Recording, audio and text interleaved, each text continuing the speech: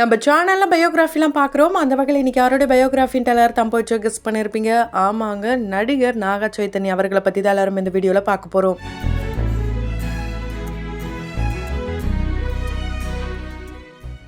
இவரை பற்றி பார்க்கறதுக்கு முன்னாடி இது வரைக்கும் யாரெல்லாம் நம்ம சினி சமூகம் சேனலை சப்ஸ்கிரைப் பண்ணலையோ அவங்க எல்லாரும் மறக்காம சப்ஸ்கிரைப் பண்ணிட்டு பக்கத்தில் இருக்க பெல் ஐக்கானையும் மறக்காம ப்ரெஸ் பண்ணிடுங்க. நாகா சைத்தன்யாவை கண்டிப்பா நிறைய பேருக்கு ரொம்ப ரொம்ப பிடிச்ச நடிகர் அப்படின்னே சொல்லலாம். அண்ட் ஒரு இன்டர்வியூ பார்த்துட்டு தமிழ் ஆடியன்ஸ்க்கு அவரை இன்னும் ரொம்பவே பிடிச்சிடுச்சு. ஏன்னா தமிழ் அந்த அளவுக்கு ரொம்ப நல்லாவே பேசினாரு. அவர் பிறந்தது வளர்ந்தது இப்படி எல்லாமே சென்னை தான் அப்படின்றது அந்த இன்டர்வியூ பார்க்கும்போது தான் தெரிய வந்தது பல பேருக்கும். ஏன்னா அவர் பிறந்தது வளர்ந்தது இப்படி எல்லாமே ஹைதராபாத் நினைச்சிட்டு இருந்தா இங்கதான் அவருடைய ஸ்கூலிங் எல்லாமே பண்ணியிருக்காரு. அவங்க அம்மா கூட அவர் ரொம்ப ரொம்ப க்ளோஸா இருந்திருக்காரு. அவங்க அம்மாவை நிறைய பேர் நம்ம நடிகை அமலா அப்படின்னு நினைச்சிட்டு இருந்திருப்போம். ஆனா நடிகை அமலா அவர்கள் அவங்களுடைய ஸ்டெப் மதர் தான். அவங்க அப்பாவான நாகார்ஜுன் அவர்களுடைய இரண்டாவது மனைவி தான் அவங்க. முதல் மனைவி பாத்தீங்கன்னா லக்ஷ்மி ராமநாயுடு ரகுபதி. இவங்க தான் ராணா அவர்களுடைய ரிலேட்டிவும் கூட. இவங்க ரெண்டு பேரும் என்னதான் டிவோர்ஸ் வாங்கி பிரிஞ்சிருந்தாலும் நாகா சைத்தன்யா பாத்தீங்கன்னா சின்ன வயசுல இருந்து அவங்க அம்மா கூடயும் அவங்க அப்பா கூடயும் தான் வளர்ந்திருக்காரு. 10th வரைக்கும் இவரு சிபிஎஸ்சில தான் படிச்சிருக்காரு. ரொம்ப கஷ்டப்பட்டு தான் படிப்பாராம். அவருக்கு படிப்பே வரலையாங்க.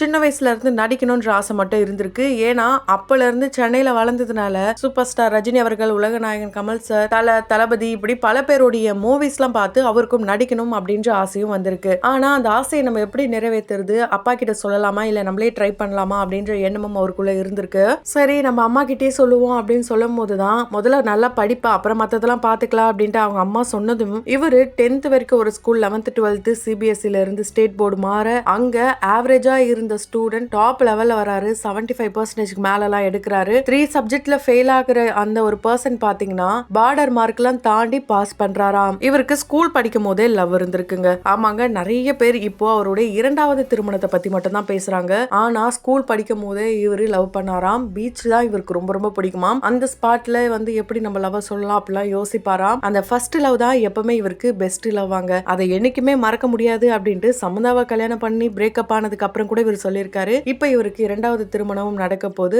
மாடல் அண்ட் நடிகைமான சோபிதா கூட சமந்தா கூட சேர்ந்து இவர் விண்ணை தாண்டி வருவாயா அப்படின்ற படத்துல ஒரு சின்ன ரோல் பண்ணிருப்பாரு ஜிவிஎம் அவர்களுடைய படத்துல. அதுக்கப்புறம் தான் இந்த படத்தை ஏ மாயா சேஷவே அப்படின்ட்டு படத்தை அங்க ரீமேக் பண்ணாங்க. அதுல ஃபுல் அண்ட் ஃபுல் இவர் தான் ஹீரோவாவே நடிச்சிருப்பாரு. சோ ரொம்ப ரொம்ப சூப்பரான படம், நிறைய பேருக்கு ரொம்ப பிடிச்ச படம். ஜோஸ் 2009 வெளியான இந்த படம் தான் இவருடைய முதல் படம். அதுக்கப்புறம் நிறைய படங்கள் நடிச்சிருந்தாலும் 100% லவ், அதுக்கப்புறம் லவ் ஸ்டோரி 2021 இது போல நிறைய படங்கள் இவர் பண்ணியிருக்காரு. இவங்க ஃபேமிலியோட சேர்ந்துலாம் கூட படங்கள் பண்ணியிருக்காங்க. அங்கதான் இவங்களுடைய வருங்கால மருமகளான சமந்தாவை ஃபேமிலிக்கே இன்ட்ரோ கொடுத்தாருன்னு கூட சொல்லலாம். ஏன்னா 7 வருஷ காதல் பாத்தீங்கன்னா 2017 திருமணம் ஆகுது. 2021 யாருமே எதிர்பார்க்காத வகையில விவாகரத்து பண்றாங்க. ஏன்னா கொரோனா டைம்ல எல்லாம் பாத்தீங்கன்னா அந்த லாக்டவுன் டைம்ல குறிப்பா இவங்க கார்டனிங்கா இருக்கட்டும், பேக்கிங்கா இருக்கட்டும், நிறைய டிப்ஸ் கொடுக்கறது, யோகா, பெட்ஸ் வளர்க்கறது, இப்படி ரெண்டு பேரும் சேர்ந்து தான் இவங்களுடைய பர்த்டே செலிப்ரேஷன் எல்லாத்தையுமே பார்த்துருந்தோம். சடனா செப்பரேஷன் அப்படின்னு சொல்லும் போது எல்லாருக்குமே ஷாக். குறிப்பா சமந்தாவுடைய ஃபேன்ஸ்க்குலாம் பாத்தீங்கன்னா ரொம்ப ரொம்ப ஷாக் ஆயிட்டாங்க.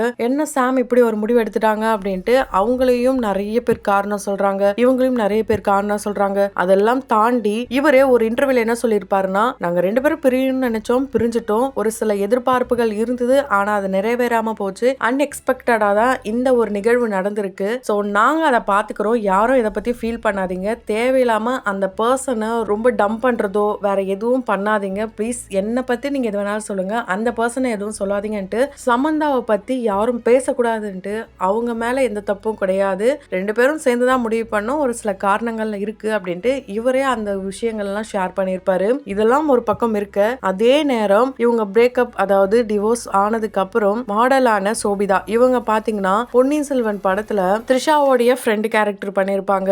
ஜெயம் ரவி அதாவது பொன்னியின் செல்வனுக்கு இவங்கள தான் திருமணம் பண்ணி வைக்கணும்ட்டு த்ரிஷாலாம் நினைச்சிட்டு இருப்பாங்க. ஃபைனலா அது கதையே வேற மாதிரி போகும். இப்ப நம்ம அந்த கதைக்குள்ள போக கூடாது. இவங்களுடைய லவ் ஸ்டோரி பாத்தீங்கன்னா ஃப்ரெண்ட்ஸா தான் இருந்திருக்காங்க.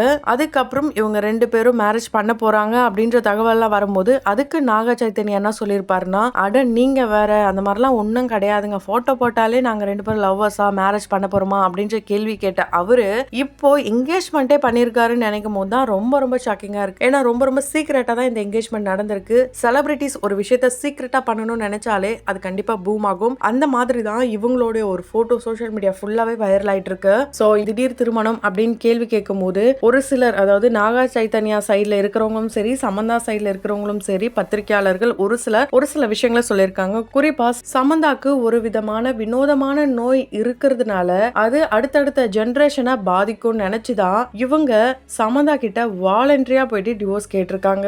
அதனாலதான் சமந்தாவும் ஓகே சொன்னதாகவும் சொல்லப்படுது. அது மட்டும் இல்லாம 200 கோடி இவங்க ஜீவன் அம்சம் கொடுத்ததாகவும், அதுக்கு எனக்கு அது வேண்டாம், நீங்க எங்க இருந்தாலும் நல்லா இருக்கணும் அப்படின்னு சமந்தா சொன்னதாகவும் சொல்லப்படுது. இதெல்லாம் தாண்டி இப்போ இவங்க வீட்டுக்கு ஒரு வாரிசு வேணுமாங்க. அந்த வாரிசுக்காக மட்டும்தான் ஃப்ரெண்டா உனக்கு ரொம்ப நாள் பழக்கம் தானே, இவங்களும் ஒரு நடிகை தானே, அவங்க மூலியமா வளரட்டும் அப்படின்னு சொல்லிதான் ஒரு குழந்தைக்காக மட்டுமே இந்த இரண்டாவது திருமணம். நாகா அர்ஜுனா தான் நாகா சைத்தன்யாக்கு இந்த மேரேஜ் பண்ணி வைக்க போறாரு. இது ஃபுல் அண்ட் ஃபுல் சமந்தாக்கு நடக்கிற துரோகம் அப்படின்ற மாதிரியான விஷயங்கள் இப்போ சோசியல் மீடியால வைரல் ஆயிட்டு இருக்கு. சோ சமந்தா பாத்தீங்கன்னா இப்போ ஒரு விதமான வினோதமான நோயால ரொம்பவே மனவலியில அனுபவிச்சுட்டு வராங்க. இருந்தாலும் அவங்க படங்கள், அதாவது அவங்களுடைய ஆடியன்ஸை ரொம்ப எங்கேஜிங்கா வச்சுக்கணும்னு நினைச்சு நிறைய இப்போ கரண்ட்ல நடக்கிற விஷயங்கள் அவங்க டிப்ஸாவும் சொல்றாங்க, நிறைய ஷேர் பண்றாங்க. நிறைய பேருக்கு ஒரு மோட்டிவேட்டரா இப்போ வள வந்துட்டு இருக்காங்க.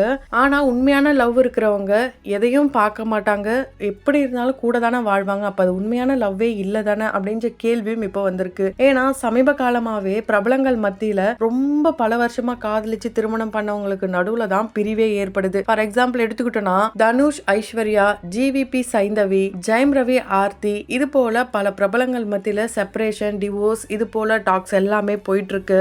சோ கண்டிப்பா சமந்தாக்கு இந்த ஒரு செகண்ட் மேரேஜ் ரொம்ப ரொம்ப ஒரு மனவலியை ஏற்படுத்தும்னே சொல்லலாம். ஏன்னா அவங்க நாகா சைத்தன்யாவை பத்தி ஒரு இன்டர்வியூல ரொம்ப எமோஷனலாவே பேசியிருந்தாங்க. கண் கலங்கி அழுததெல்லாம் கூட நம்ம பார்த்திருந்தோம். சோ நாகா சைத்தன்யாவும் அஜித் அவர்கள், விஜய் அவர்கள்லாம் ரொம்ப ரொம்ப பிடிக்குமாம். அஜித் அவர்கள் அப்படின்னாலே அவர் கூட ஒன் டே வந்து யாருக்கோ ஒரு மீடியேட்டர் ஃப்ரெண்டு மூலியமா இவர்கிட்ட பேசுற வாய்ப்பும் கிடைச்சதாம். அப்போ ரொம்ப ரொம்ப ஒரு ஃபேன் பாய் மொமெண்ட் அவர் என்ஜாய் பண்ணாராம். இவர் ஒரு காஃபி லவராங்க, அவரே காஃபி மேக் பண்ணி குடிப்பாராம். இங்க ஸ்கூல்ல ஃபுல் அண்ட் ஃபுல் தமிழ், வீட்ல போனாதான் தெலுங்குவாம். அதனால இவருக்கு தமிழ் அண்ட் தெலுங்கு 50-50 தானாம். சோ இவரை எப்போ பேசினாலும் எல்லா இன்டர்வியூலையும் பாத்தீங்கன்னா அம்மா தான் எல்லாமே, அம்மா தான் இங்க கூப்பிட்டு போவாங்க, அம்மா தான் திட்டுவாங்க, அம்மா தான் கோவப்படுவாங்கன்ட்டு அவங்க அப்பாவை காட்டிலும் அம்மாவை பத்தி மட்டும்தான் இவரு நிறைய இடங்களை பேசியிருக்காரு. இருந்தாலும் இப்ப அவருடைய வாழ்க்கையில அவங்க அப்பா எடுத்திருக்க முடிவுக்கு தான் இவரு ஓகே சொல்லியிருக்காரு. ஒரு சிலர் நாகா சைத்தன்யாக்கு வாழ்த்துக்களும் சொல்லிட்டு வராங்க. அந்த வகையில இவருக்கு நீங்க என்ன சொல்லணும்னு நினைக்கிறீங்களோ அதை கமெண்ட் பாக்ஸ்ல மறக்காம கமெண்ட் பண்ணுங்க. தொடர்ந்து பயோகிராஃபில பார்த்து என்ஜாய் பண்ணணும்னு நினைச்சீங்கன்னா உடனே நம்ம சினி சமூகம் சேனலை சப்ஸ்கிரைப் பண்ணிட்டு பக்கத்துல இருக்க பெல் ஐக்கானையும் மறக்காம பிரஸ் பண்ணிடுங்க.